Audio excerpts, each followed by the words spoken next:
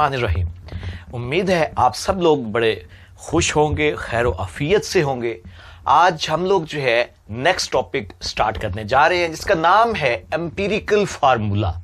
Empirical formula किसे कहा जाता है, एम्पिरिकल फार्मूला क्यों लिया जाता है और एम्पिरिकल फार्मूला कैसे फाइंड आउट किया जाता है चीजों का, और ये एलिमेंटल एनालिसिस का, ये कंपाउंड के एनालिसिस का एक बेसिक टॉपिक है। इसका पहला टॉपिक है, अगर हमें दुनिया में कोई भी कंपाउंड दे दिया जाए जिसका हमें पता ही ना हो तो हम सबसे पहले उसका एम्पिरिकल फार्मूला फाइंड करते हैं। और वो कैसे फाइंड करते हैं इसमें हम इसके बारे में पढ़ेंगे, इसके बारे में देखेंगे। आइए जरा मेरे साथ चलिए, देखिए जी। सबसे पहले इसकी हम डेफिनेशन करेंगे।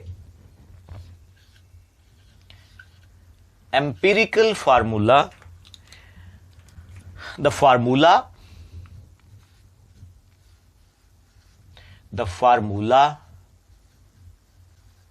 which give the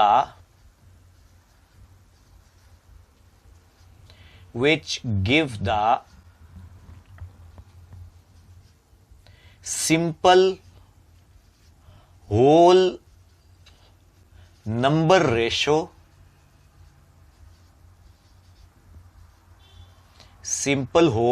ratio between the atoms of a molecule। अगर हमें कोई मॉलिक्यूल ढूंढना हो तो ये फार्मूला उस मॉलिक्यूल के अंदर मौजूद एटम्स के दरमियान सिंपल का मतलब सादा, और दूसरे नंबर पे होल का मतलब कंप्लीट, एक मुकम्मल नंबर जैसे 1 2 3 4 5 होता है, तो सिंपल होल रेशो देता है, यानी मुकम्मल नंबर्स की एक सादा निस्बत को जाहिर करता है। तो हम इस फार्मूले को क्या कहते हैं, इस फार्मूले को एम्पिरिकल फार्मूला बोला जाता है।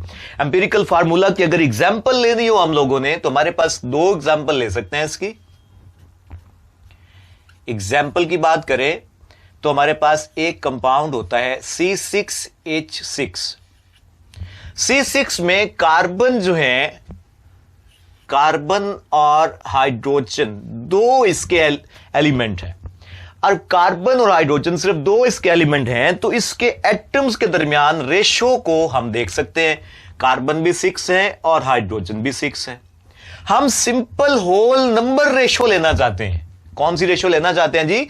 सिंपल होल नंबर रेशो लेना चाहते हैं। जरा गौर से देखिएगा इसको। तो हम दोनों को 6 पे डिवाइड कर दें तो हमारे पास जो रेशो आती है वो 1:1 आती है। अब 1:1 से मुराद क्या है? इसका मतलब ये एक ही कार्बन इसमें होगा और इसमें एक ही हाइड्रोजन होगा। सो C6H6 का जो एम्पिरिकल फार्मूला बनता है वो हमारे पास CH बनता है, क्योंकि इसमें एक हाइड्रोजन और एक कार्बन जो है वो एट द एंड बनते हैं। सो हम इसको एम्पिरिकल फार्मूला कहते हैं बेंजीन का, C6H6 का। दूसरी एग्जांपल लेते हैं हम लोग। हमारे पास जो है C6H12O6, ये ग्लूकोज का फार्मूला है। अब हम ग्लूकोज के फार्मूले को देखें तो इसमें 3 जो है एलिमेंट हैं, कार्बन, हाइड्रोजन और ऑक्सीजन। कार्बन इसके अंदर जो हैं ये टोटल 6 हैं और हाइड्रोजन इसके अंदर 12 है और ऑक्सीजन इसके अंदर 6 है। अब हम क्या करते हैं, इनको डिवाइड करते हैं कॉमन नंबर पे, एक कॉमन नंबर पे इनको डिवाइड करते हैं, और कॉमन नंबर इनका 6 हो सकता है। 6 पे डिवाइड करें तो हमारे पास ये कैंसल आउट होके इनके दरमियान जो सिंपल रेशो आती है ये कार्बन, हाइड्रोजन और ऑक्सीजन के दरमियान ये आती है जी 1, ये 2 और ये 1 आती है। सो यानी हम ये कह सकते हैं कि इनके दरमियान जो सिंपल होल रेशो, अब ये होल रेशो है, नंबर 1 कंप्लीट नंबर है और ऐसे ही 1 2 ये भी कंप्लीट नंबर है, तो इनको बोला जाता है सिंपल होल नंबर रेशो। और अगर हम अब इसका एम्पिरिकल फार्मूला लिखना चाहे तो हम लिख सकते हैं कार्बन इसमें 1 है, हाइड्रोजन इसमें 2 हैं तो ये H2 लगा देंगे, और ऑक्सीजन इसमें 1 है तो ये इसके साथ एक ऑक्सीजन लगाएंगे। इस तरह से हमारे पास ये एम्पिरिकल फार्मूला आ जाएगा। किस चीज का जी? ग्लूकोज का एम्पिरिकल फार्मूला आएगा। ये सिंपल सी एग्जांपल थी जिससे मैंने आपको ये समझाया और समझाने की कोशिश की कि हम एम्पिरिकल फार्मूला कैसे फाइंड आउट कर सकते हैं। अब एम्पिरिकल फार्मूला अगर हमें किसी ऐसे कंपाउंड का फाइंड आउट करना हो जिसके बारे में हम जानते तक ना हो, जिसका पता ही कोई ना हो, जिसके बारे में हमें इल्म ही कोई ना हो, हमें सिर्फ एक चीज का पता हो कि इसमें ये एटम पाए जाते हैं, तो हम उस कंपाउंड का एम्पिरिकल फार्मूला कैसे फाइंड करते हैं, आइए मेरे साथ देखिए। Steps to find empirical formula. कौन से स्टेप हैं जिनसे हम एम्पिरिकल फार्मूला फाइंड करते हैं? Steps to find empirical formula।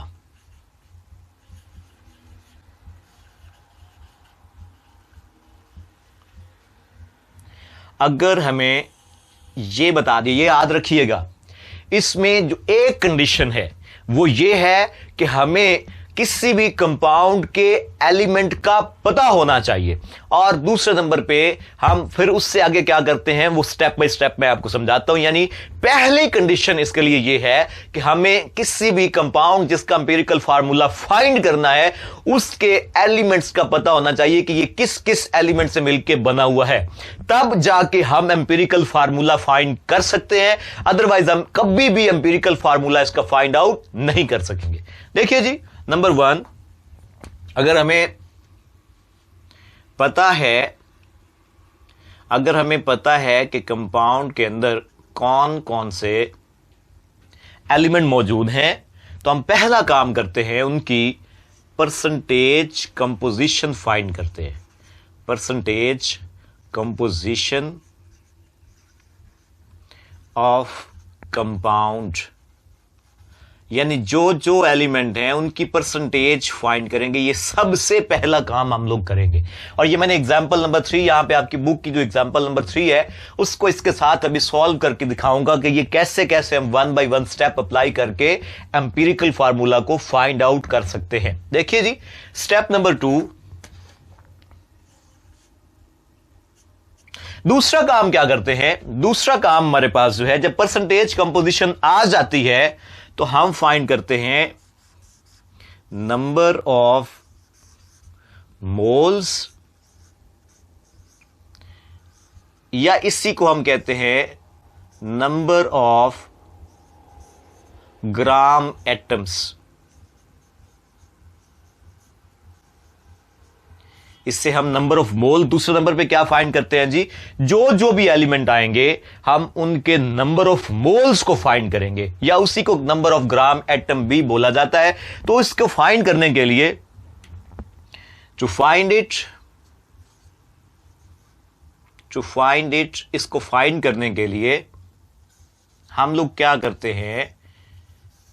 हम परसेंटेज कंपोजिशन को डिवाइड करते हैं। To find it, divide percentage composition by molar mass. हम मोलर मैस से डिवाइड करते हैं परसेंटेज कंपोजिशन को। ठीक हो गया जी। थर्ड स्टेप देखिए, तीसरा स्टेप, हमारे पास जब परसेंटेज कंपोजिशन को डिवाइड करते हैं तो हमारे पास आ जाते हैं जो है हमारे पास नंबर ऑफ मोल्स आ जाते हैं, नंबर ऑफ ग्राम्स एटम आ जाते हैं। अब हम ये देखते हैं कि किसके नंबर ऑफ ग्राम एटम सबसे कम है। जब नंबर ऑफ ग्राम एटम सबसे कम जिसके होते हैं तो बाकी सब को उन पे डिवाइड कर देते हैं, और इसे कहा जाता है एटॉमिक रेशो। 3 नंबर पे हम फाइंड करते हैं atomic ratio.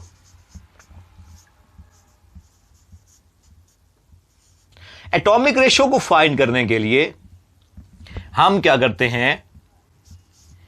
Divide, to find atomic ratio, to find it,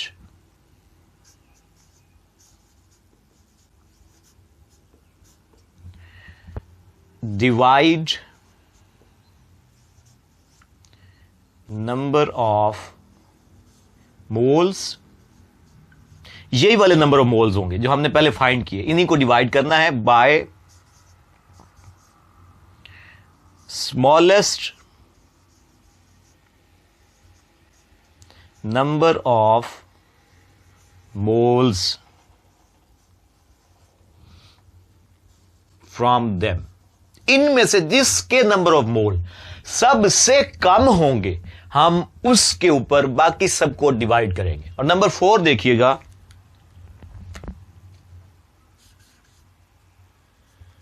अगर इनका आंसर ये डिवाइड करने से हमारे पास एक कंप्लीट नंबर आ जाए तो फिर यहीं से हम एम्पिरिकल फार्मूला फाइंड आउट कर सकते हैं। लेकिन अगर हमारे पास इनके आंसर में कोई फ्रैक्शन आ जाए, यानी इशारिया आ जाए आंसर में, तो फिर हम क्या करते हैं, ये चौथा स्टेप देखिएगा। If there is a fraction, if there is a fraction in atomic ratio,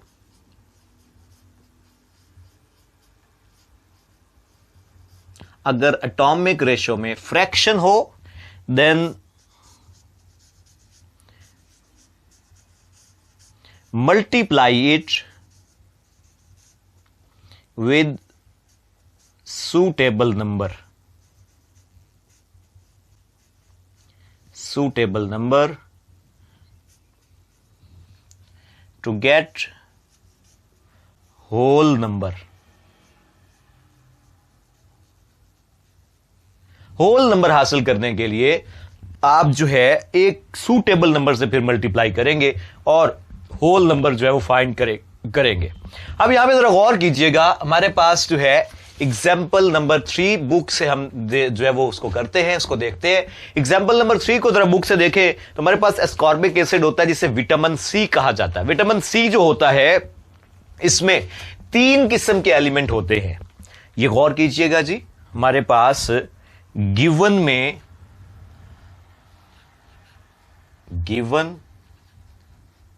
की बात करते हैं जी, उसने हमें 3 एलिमेंट दिए हुए हैं, कार्बन, हाइड्रोजन और ऑक्सीजन।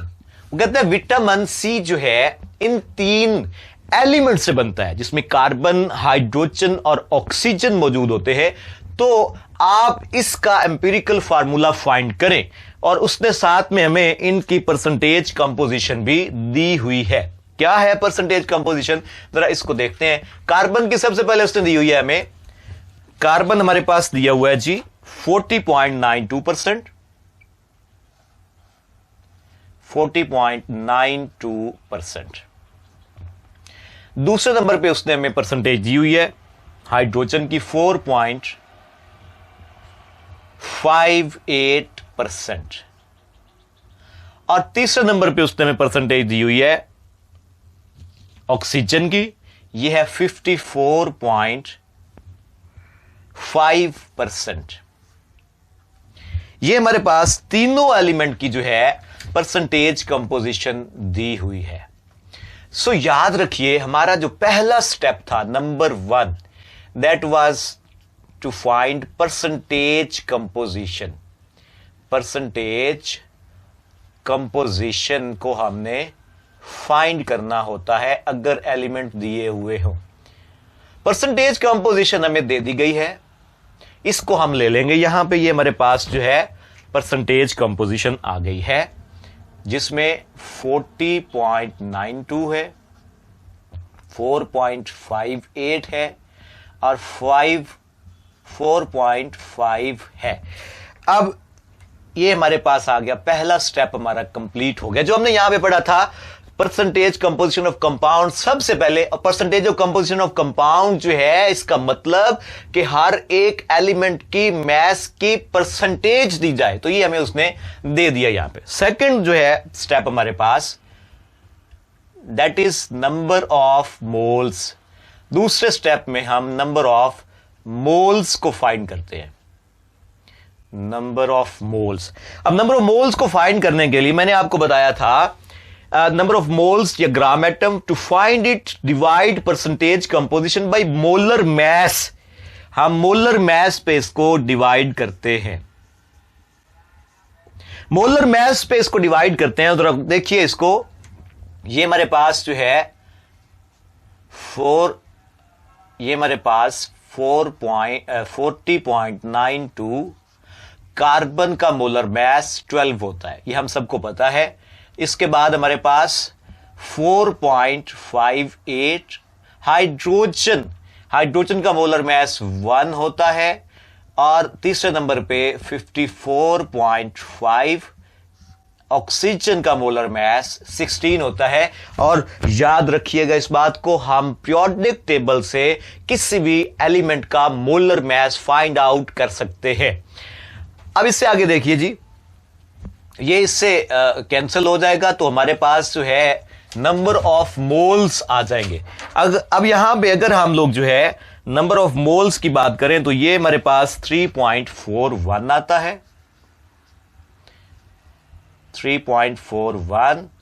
ये हमारे पास इसके नंबर ऑफ मोल्स आते हैं जी 4.54, और इसके नंबर ऑफ मोल्स 3.406 आते हैं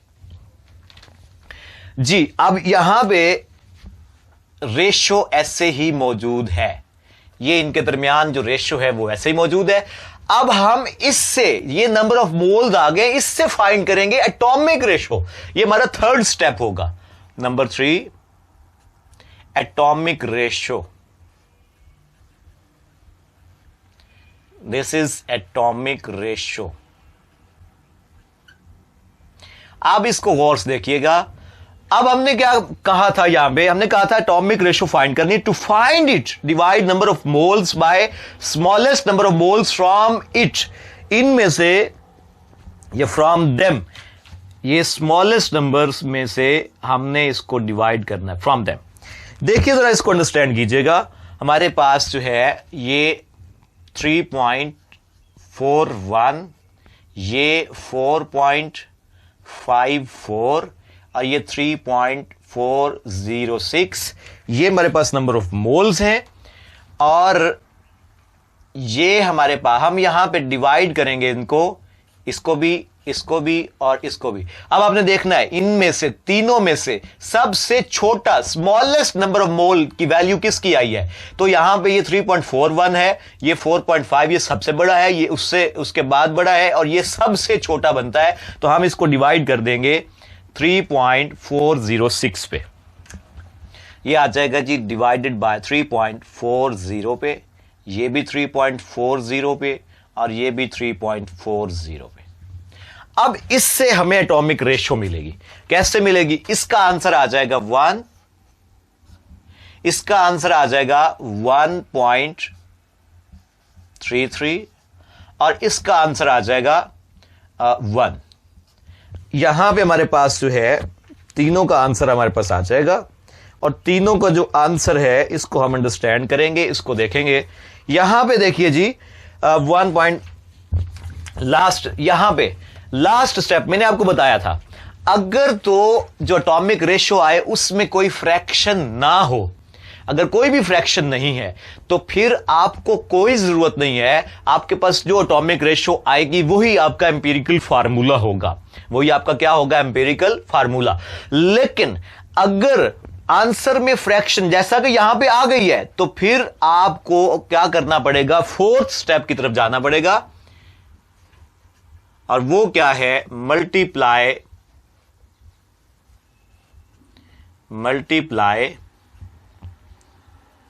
विद सूटेबल नंबर। ये चौथा स्टेप आप लोगों ने अप्लाई करना है, सूटेबल नंबर। तो आप जो है मल्टीप्लाई करेंगे इसको सूटेबल। अब सूटेबल नंबर कौन सा, जिससे सूटेबल नंबर से मल्टीप्लाई क्यों करते हैं, इसलिए करते हैं कि ये एक कंप्लीट नंबर बन जाए। और ये कंप्लीट नंबर किस तरह बनता है, इसको अगर हम 3 से मल्टीप्लाई कर दें, 3 मल्टीप्लाई बाय 1, यहां पे 1.33 मल्टीप्लाई बाय 3, और यहां पर 1 को भी हम किससे, 3 से मल्टीप्लाई करेंगे। ये हमारे पास जो है अब जो इसका आंसर आएगा, ये हमारे पास आंसर आ जाएगा जी 3, ये आंसर आ जाएगा 4 और ये आंसर आ जाएगा 3। अब आप देख सकते हैं कि यहां पे ये सारे जो है कंप्लीट नंबर बन गए। अब इसका मतलब क्या है? इसका मतलब जो अब हम एम्पिरिकल फार्मूला लिखेंगे 5वें नंबर पे, 5वें नंबर पे हमें एम्पिरिकल फार्मूला मिलेगा।